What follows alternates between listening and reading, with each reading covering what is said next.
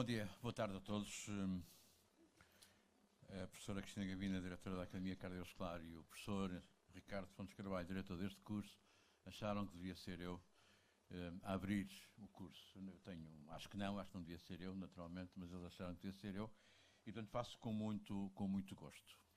Primeiro, cumprimentá-vos a todos, cumprimentar os mais de 250 inscritos neste curso, mas deixem-me, primeiro de tudo, cumprimentar naturalmente quem o monta e quem o montou. O professor Ricardo Fontes Carvalho, que é o diretor do curso e que tem um empenhamento imenso ao montar este curso, muito obrigado em nome da direção da Saúde da Cardiologia, de que obviamente ele faz parte, e a professora Cristina Gavina, que nos tem ajudado a construir um edifício que nós chamamos e designamos por Academia Cardiovascular, de que eu acredito que vão ouvir falar muito nos próximos anos.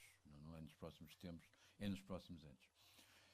A realização de iniciativas deste tipo é naturalmente um dos grandes objetivos da Sociedade de Cardiologia. As sociedades científicas nascem sempre para os seus sócios, nascem sempre pensando na formação e na atualização dos seus sócios e dos seus membros, e naturalmente que a Sociedade de Cardiologia tem imensas preocupações nesta área e neste domínio. Nós lideramos a medicina cardiovascular em Portugal. Nós somos a vanguarda da medicina cardiovascular em Portugal e queremos sê-lo, queremos afirmá-lo e queremos continuar a sê-lo. Isso passa naturalmente por ter profissionais de elevada competência, ter profissionais atualizados, ter profissionais que no dia-a-dia representam ou mostram esta elevada qualidade da medicina cardiovascular em Portugal, que eu insisto, que é liderada pela Sociedade Portuguesa de Cardiologia em Portugal. Há outros que trabalham neste domínio, que naturalmente respeitamos muito e estimulamos naturalmente muito, mas não temos nenhum problema em assumi-lo, em dizê-lo, que a vanguarda da medicina cardiovascular é a Sociedade Portuguesa de Cardiologia, e é aqui que nós naturalmente nos sentimos bem, e é aqui que nós temos que trabalhar no sentido de melhorar cada vez mais a formação de todos. Este curso é um curso já bem atrás, é um curso que já começa a ter alguma tradição, e é, talvez, eu dizia há pouco lá fora, numa curta entrevista, provavelmente o momento mais importante da formação cardiovascular em Portugal, fora dos congressos. E é porque tem um programa muito rico, e é porque de uma forma muito clara abrange a medicina cardiovascular de uma forma global, é pensado de uma forma muito didática, muito pedagógica, portanto é pensada no sentido de formar verdadeiramente as pessoas, e portanto não tenho nenhuma dúvida em dizer que é seguramente um momento muito alto da formação em Portugal, e portanto espero que este curso possa repetir durante muitos e muitos anos, porque marca o início do ano na formação cardiovascular. Portanto, muito obrigado pela vossa presença, muito obrigado por todos os convidados que aqui estão, e alguns que vieram de fora. Está a entrar o nosso querido e muito amigo Ramon de Ronatei de Espanha, que vem aqui, nosso vizinho, bem perto de nós, e que nos visita tantas vezes. Muito obrigado a todos. Muito obrigado, Ricardo, muito obrigado, Cristina, e desejo a todos um excelente curso. Falar deste tema e, portanto, desta perspectiva da atualização e da novidade, eu peço desculpa, mas obriga-me a ir um pouco atrás na história para que percebamos todos como é que chegamos ao Compass e porque que o Compass vale aquilo que eu acho que vale. Todos nós temos conflitos de interesse, eu tenho muitos, acho que quanto mais conflitos de interesse temos, mais independentes somos, não é? Penso que sim. A história da combinação de fármacos, a história da combinação de fármacos antitrombóticos é uma história de grande sucesso na cardiologia. A dupla antiagregação plaquetar mudou o panorama da cardiologia nos últimos 15 anos. A história começa com o Cure. Há 15 anos atrás, este estudo vem mostrar que quando combinamos aspirina com clopidogrel em doentes com infarto de miocárdio, temos um resultado a curto, médio e longo prazo claramente diferente e superior, e aqui é de facto um marco. Enfim, a medicina moderna tem vários marcos, as estatinas são os marcos, os IECAs são outro marco, e a dupla antiagregação plaquetar é indiscutivelmente um marco no tratamento da doença coronária. Isto evoluímos para fármacos mais potentes, como foi o caso do ticagrelor e do prasugrel. Estudos desenhados à semelhança do Cure vieram mostrar que o ticagrelor e o prasugrel eram ainda melhores que o clopidogrel, e portanto, enfim, este conceito é um conceito muito estabelecido. Dezenas de estudos dos últimos 15 anos vieram tentar refinar a dupla antiagregação plaquetar, mais longa, mais curta, com mais dose, com menos dose. Tudo isto se passou nos últimos anos. Contudo, era evidente, e foi evidente ao longo destes anos, que quando passávamos do domínio da doença aguda para a doença crónica, para a doença mais estável, os resultados não eram tão claros assim. Enfim, isto são alguns exemplos que eu não vou naturalmente detalhar, mas alguns exemplos de estudos clínicos em que quando se intensificou, tornou mais eficaz e mais potente a terapia antiplaquetar, não se ganhou, de facto, não se ganhou muito. E, portanto, chegamos a um momento em que era absolutamente claro que a aspirina é a chave de toda a terapêutica para a prevenção da trombose na doença coronária, seja aguda, seja crónica, seja revascularizada, seja não revascularizada, mas a dupla antiagregação plaquetar, não, isso é diferente, tem recomendações limitadas praticamente à fase aguda e aos períodos a seguir da fase aguda e aos doentes revascularizados, precisamente com a implantação de stents. Portanto, não tem nenhuma recomendação clara em doentes estáveis. Portanto, há aqui, indiscutivelmente, um hiato. Portanto, a questão que se colocou é como é que podemos intensificar ou melhorar a terapêutica antitrombótica no contexto da doença aterotrombótica, designadamente na doença estável e crónica. Quando olhamos para os mecanismos da trombose, quando olhamos para os mecanismos fisiopatológicos da trombose, nós percebemos, e há muitos anos que percebemos isto, que há uma molécula, desculpem, que há uma, era suposto ter um ponteiro, que há uma molécula particularmente interessante, que é a molécula de trombina. E porquê? Porque a trombina, ela própria, é um ativador plaquetar. Ou seja, quando temos a coagulação ativada e quando temos formação de trombina, a trombina, ela própria, provoca o ciclo de ativação das plaquetas e, portanto, percebemos porque é que, por exemplo, em doença aguda, nós combinamos antiplaquetares com anticoagulantes, porque, de facto, quando combinamos antiplaquetares e anticoagulantes, intensificamos, melhoramos a terapêutica antitrombótica, exatamente, muito obrigado, exatamente por este mecanismo. Esta molécula-chave faz parte do conjunto de ativadores das plaquetas e, portanto, percebemos que se intervirmos nesta molécula de trombina, poderemos também estar a intervir e a intensificar os mecanismos antiplaquetares. Há muitos anos atrás nós já tínhamos percebido que combinar anticoagulantes com antiplaquetares poderia ser eficaz. Isto é uma meta-análise, reparem, isto tem publicado em 2005, portanto isto tem 12 anos, em doentes tratados com varfarina, a velha varfarina e ácido acetilsalicílico em doentes com infarto de miocárdio, e reparem o benefício, designadamente, na redução do novo infarto, mas sem qualquer evidência na mortalidade, mas naturalmente à custa de um aumento muito marcado do risco de hemorragia. A entrada dos NOACs vem a reabrir esta discussão. Quando temos fármacos que têm potencial hemorrágico menor, particularmente na hemorragia intracraniana, naturalmente que esta discussão reabriu-se. E então, e agora que temos NOACs, que não temos o problema da monitorização, não temos os problemas da varfarina, por que não repensar o conceito de juntar antiplaquetares e anticoagulantes?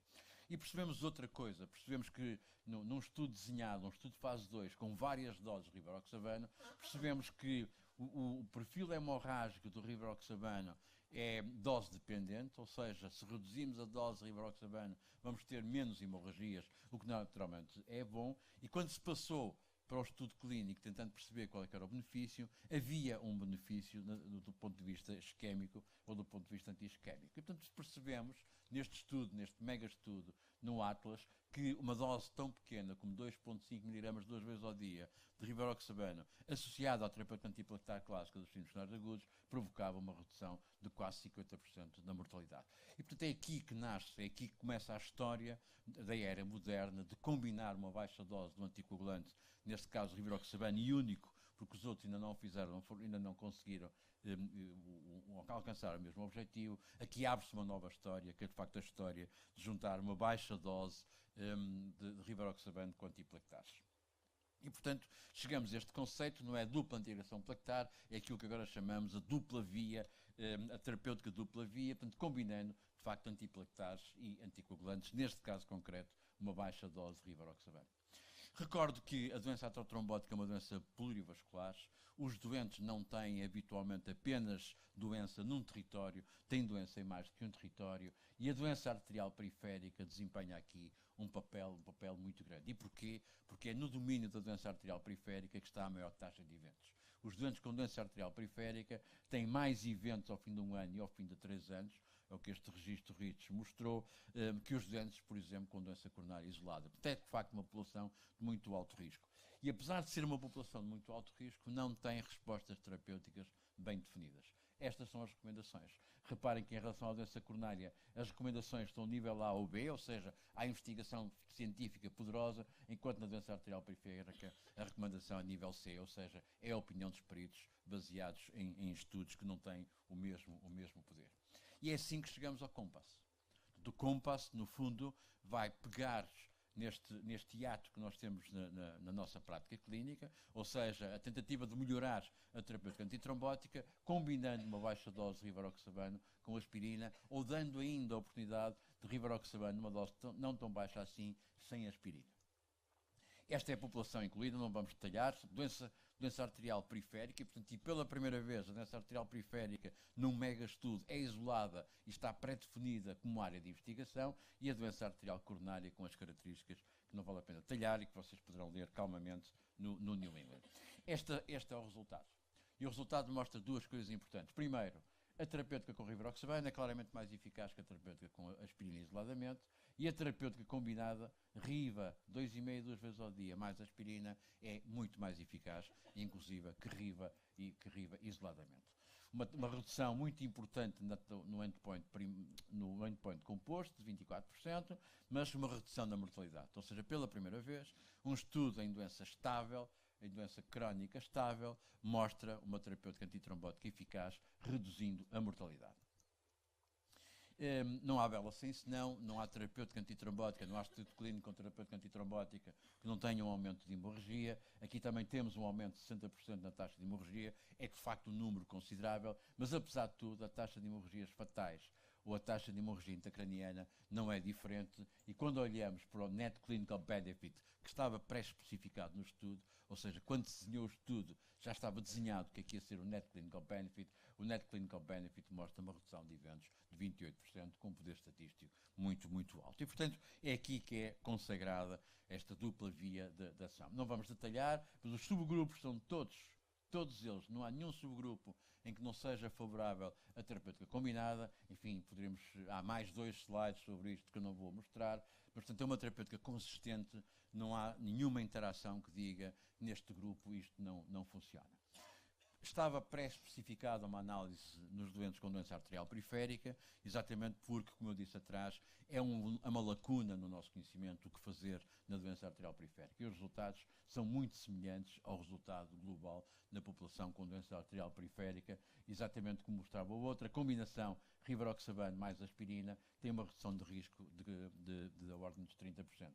De risco de quê? De eventos major, MALES. Nós estamos habituados a falar em MACE, são os eventos cardio, aqui são MALE, são os eventos LIMB, mas reparem, uma redução brutal nas amputações em doentes com doença arterial periférica, com tudo o que isto possa significar. Portanto, reparem que no grupo com doença arterial periférica é muito semelhante o benefício ao grupo global. Isto é verdadeiro nos doentes com doença sintomática, nos doentes apenas com doença dos membros inferiores ou nos doentes com doença carotídea, que é uma doença que nos interessa particularmente. E uma vez mais, o Net Clinical Benefit é fortemente favorável a esta combinação terapêutica. Portanto, estes são os resultados globais do estudo, uma redução de 24% no combinado de acidente vascular cerebral, morte e infarto de miocárdio, uma redução de 42% na taxa de acidente vascular cerebral. Não há estudos que tenham uma taxa de redução de eventos vasculares cerebrais com esta relevância como é o Compass. Naturalmente, como esperado, um aumento de hemorragias, mas sem aumento de hemorragias fatais nem de hemorragia intracraniana. E quando comparamos e pomos em combinação os resultados do Compass, olhando para o que tem sido a história da terapêutica anti-aterosclerótica, chamemos-lhe assim, a terapêutica hipolipemiante, a terapêutica hipotensora ou os inibidores da enzima de conversão, como é o caso do ROP, reparem o alinhamento do benefício do Compass e, mais uma vez, com uma redução muito importante na taxa de mortalidade. Os doentes elegíveis para esta terapêutica, naturalmente, eu diria que são os doentes que foram elegíveis para o estudo. O estudo não é um estudo feito arbitrariamente em qualquer doente com doença coronária crónica. O estudo definiu muito bem que tipo de doença coronária crónica é que era esta que estava incluída no estudo. Eram doentes com passado de infarto de miocárdio nos últimos 20 anos, doença coronária multivasos com sintomas ou com o passado de angina instável, os doentes revascularizados, sejam com intervenção percutânea, sejam com cirurgia coronária. E os doentes com doença arterial periférica, operados por bypass, sob angioplatia, amputados, os doentes com esteira claudicação intermitente ou os doentes mesmo com revascularização carotídea prévia. Portanto, são estes os doentes, e se me perguntarem quais são os doentes candidatos a COMPASS, pelo menos são os doentes que foram candidatos a ser randomizados para o estudo. E de uma forma mais global ainda, se assim quisermos, tirando os doentes para os quais a dupla antireação plaquetar está muito bem estabelecida, e portanto são os primeiros 12 meses após doença coronária aguda ou após a implantação de stents, ou nos doentes após a implantação de stent em doença arterial periférica, eu diria que todos os outros doentes devem ser pensados como potenciais candidatos para uma terapêutica da dupla via de atuação. Muito obrigado pela vossa atenção.